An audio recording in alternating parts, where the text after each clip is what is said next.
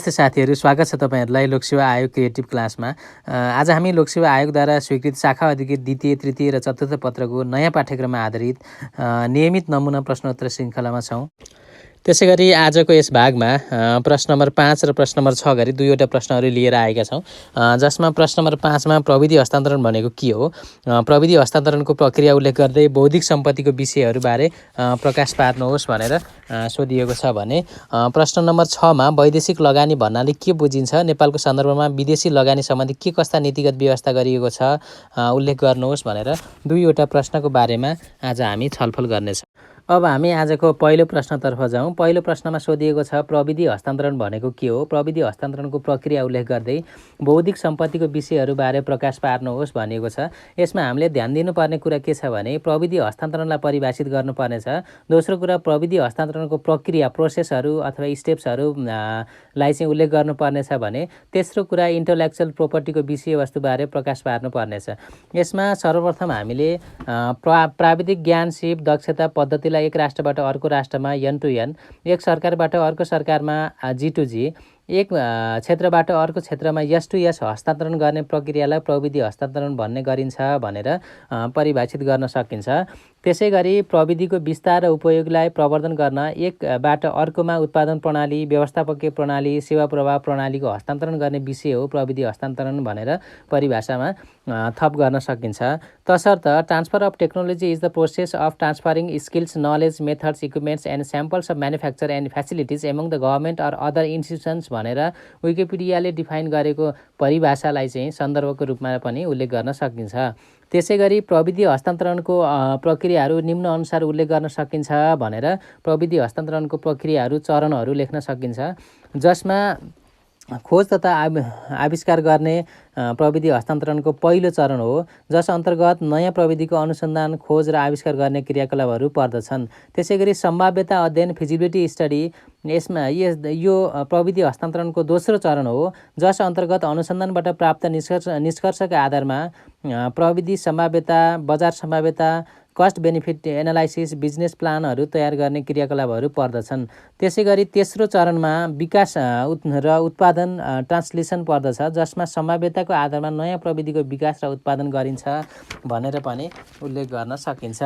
त्यसै गरी चौथो चरणमा छ बजार योजना, मार्केट प्लान तयार गरिन्छ, जस अन्तर्गत प्रविधिलाई कुन बजारमा बेच्ने, कति सहायता स्वरूप प्रदान गर्ने, टाइम फ्रेम अवधिहरू कुन निर्धारण गरिने, कुन अवधि अनुसार चाहिँ मार्केट प्लान तयार गरिने भन्ने क्रियाकलापहरू यस चरणमा पर्दछन्।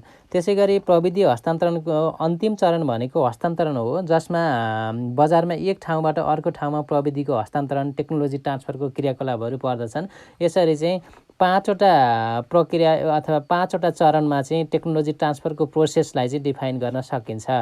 अब प्रश्नअनुसार बौद्धिक सम्पत्ति भन्नाले के बुझिन्छ भनिएको छ, जस अन्तर्गत बौद्धिक सम्पत्ति भन्नाले मानिसको ज्ञान सिप अनुसन्धानबाट सिर्जना भएका वा खोज गरिएका विषयवस्तु हुन्। तसर्थ बौद्धिक सम्पत्तिभित्र निम्न विषयवस्तुहरू पर्दछन् भनेर हामीले लेख्न सक्छौँ, जसमा कपिराइट कुनै लेखक, सर्जक, अनुसन्धानकर्ताले तयार गरेको लेख, रचना, पुस्तक, साहित्यिक कला, म्युजिक, फोटो, चलचित्र जस्ता विषय पर्दछन् कपिराइट अन्तर्गत। यी अनुसन्धानकर्ता वा खोजकर्ताको अधिकार एवं स्वामित्व स्थापित गरिन्छ भनेर पनि कपिराइटलाई छोटकरीमा उल्लेख गर्न सकिन्छ।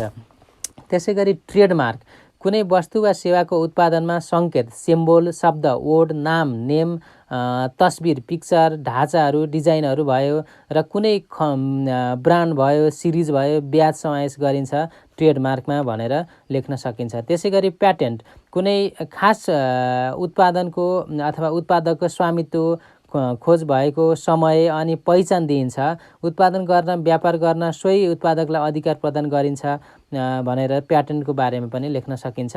अब ट्रेड सिक्रेट कुनै उत्पादनको तथ्याङ्क, कागजात, फर्मुलालाई निश्चित अवधिसम्म गोप्य राख्न पाउने व्यवस्था हुन्छ, यसलाई पनि बौद्धिक सम्पत्ति अन्तर्गत राखिन्छ भनेर यो बौद्धिक सम्पत्तिको विषयवस्तुहरूलाई चाहिँ समावेश गर्न सक्छौँ। यसमा अन्य कुराहरू पनि थप गर्न सक्छौँ, तर विशेष गरी ट्रेडमार्क, डिजाइन, कपिराइट, प्याटेन्टहरू, गुडविलहरूलाई चाहिँ बौद्धिक सम्पत्तिको विषयवस्तुका रूपमा लेख्न सकिन्छ।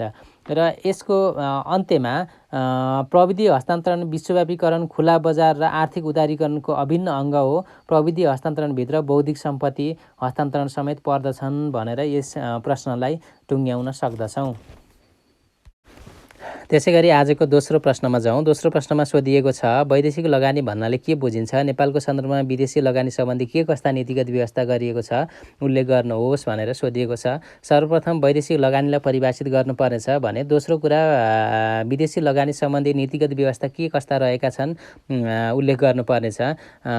त्यसकारण कुनै पनि एक देशको व्यक्ति वा संस्थाले अर्को देशमा गएर प्रत्यक्ष रूपमा गरिने लगानी वा सेयरका आधारमा हक सुनिश्चित हुने लगानीलाई वैदेशिक लगानी भनिन्छ भनेर परिभाषित गर्न सकिन्छ।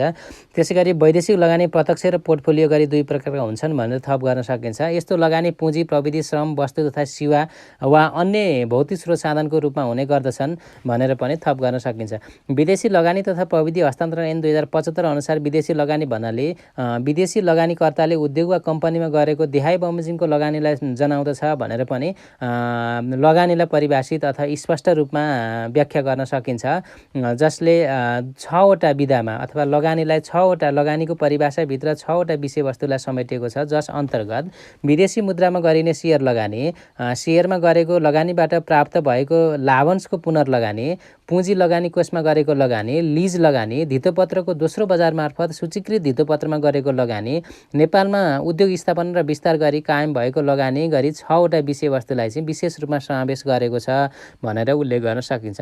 त्यसै गरी वैदेशिक लगानी कुनै विदेशी व्यक्ति, फर्म, बहुराष्ट्रिय सङ्गठन तथा सङ्गठित संस्था मार्फत गर्दछन्। पूर्वाधार विकास र उत्पादनशील क्षेत्रको प्रवर्धन नेपालका समकालीन चुनौतीहरू हुन्। लामो द्वन्द्वपछि जनतालाई शान्तिको लाभ प्राप्त गर्न पनि वैदेशिक लगानी आवश्यक छ भनेर वैदेशिक लगानीलाई परिभाषित गर्ने क्रममा जोड्न सकिन्छ। त्यसै गरी विश्वव्यापीकरणको युगमा स्रोत साधन र बजार पहुँचको दृष्टिले हामी कमजोर छौँ, तसर्थ विकासका लागि वैदेशिक लगानी र प्रोत्साहन महत्त्वपूर्ण रहेको छ भनेर यसको महत्त्वलाई दर्शाउन सकिन्छ।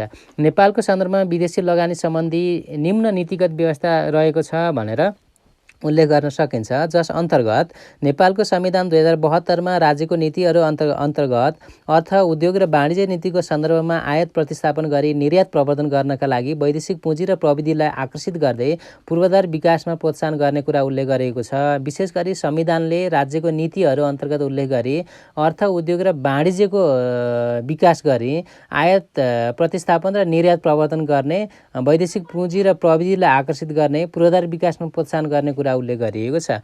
त्यसै गरी निकासीमूलक उद्योगमा विशेष सुविधा दिई विदेशी लगानी आकर्षित गर्न विशेष नीतिगत व्यवस्था गरिएको छ। आर्थिक कूटनीति प्रवर्धन गर्ने नीति लिएको छ नेपालले। ठुलो परियोजना हुने वैदेशिक लगानीलाई फेसिलिटेट गर्न उच्च स्तरीय लगानी बोर्डलाई परिचालन गर्ने नीतिगत व्यवस्था रहेको छ भनेर थप गर्न सकिन्छ। त्यसै गरी 15औं योजना अवधिमा 260 अर्ब वैदेशिक लगानी भित्र्याउने अपेक्षा र लगानी आकर्षण गरी उत्पादन, उत्पादकता र प्रतिस्पर्धात्मक क्षमता बढाउने लक्ष्य लिएको छ भनेर योजनाको कुराहरूलाई पनि समेट्न सकिन्छ। त्यसै गरी वैदेशिक लगानी नीति 2071 ले लगानीका प्राथमिकता निर्धारण, श्रम व्यवस्थापन, विशेष आर्थिक क्षेत्रको स्थापना, गैर आवासीय नेपालीहरूको लगानी प्रोत्साहन, पुँजी बजारको समुचित उपयोग र स्वदेशी र विदेशी मुद्रामा ऋण जारी गरी ऋण पुँजी परिचालन जस्ता विषयवस्तुहरू समेटिएको छ भनेर पनि हामीले थप गर्न सक्छौँ। त्यसै गरी विदेशी लगानी तथा प्रविधि हस्तान्तरण ऐन 2075 ले विदेशी लगानीलाई विभिन्न सुविधा तथा सहुलियत प्रदान गरेको छ, फेसिलिटेट्स गरेको छ भनेर यो विदेशी लगानी तथा प्रविधि हस्तान्तरण ऐनको कुरालाई पनि जोड्न सक्छौँ। त्यसै गरी विशेष आर्थिक क्षेत्र ऐन 2073 ले जारी गरी यस अन्तर्गत विशेष आर्थिक क्षेत्रमा स्थापित उद्योगहरूले पाउने विभिन्न सुविधाहरूको कुराहरू उल्लेख गरेको छ। त्यसै गरी नीतिगत रूपमा लगानी बोर्ड ऐन 2068 रहेको छ। सार्वजनिक निजी साझेदारी लगानी ऐन 2075 आदि नीतिगत रूपमा व्यवस्था गरिएको छ भनेर उल्लेख गर्न सकिन्छ। त्यसै गरी यस प्रश्नको उपसंहार अथवा निष्कर्षमा पाठ्यक्रममा वैदेशिक लगानी आर्थिक रूपान्तरणको मेरुदण्ड हो, विश्वव्यापी रूपमा विश्व बजारमा उपस्थितिका लागि WTO को सदस्यता, साफ्टा तथा बिमस्टेक जस्ता क्षेत्रीय संस्थाहरूको समन्वयका साथै नेपालले 6वटा देशहरूसँग भिपा सम्झौता, 11वटा देशहरूसँग DTAA डबल ट्याक्सेसन एभोइडेन्स एग्रिमेन्ट गर्नुले पनि नेपालमा वैदेशिक लगानीको अवसर सिर्जना गरेको छ भनेर यस प्रश्नलाई अन्त्य गर्न सक्छौँ।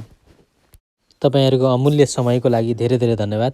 उल्लेखित प्रस्तुतिकरणमा कमी कमजोरी भएमा सुधारात्मक सुझावको अपेक्षाका साथसाथै तपाईँहरूको सफलताको लागि यस युट्युब च्यानल सब्सक्राइब गर्न नभुल्नुहोला भन्दै आजको एपिसोडबाट बिदा हुन चाहन्छौँ। नमस्ते।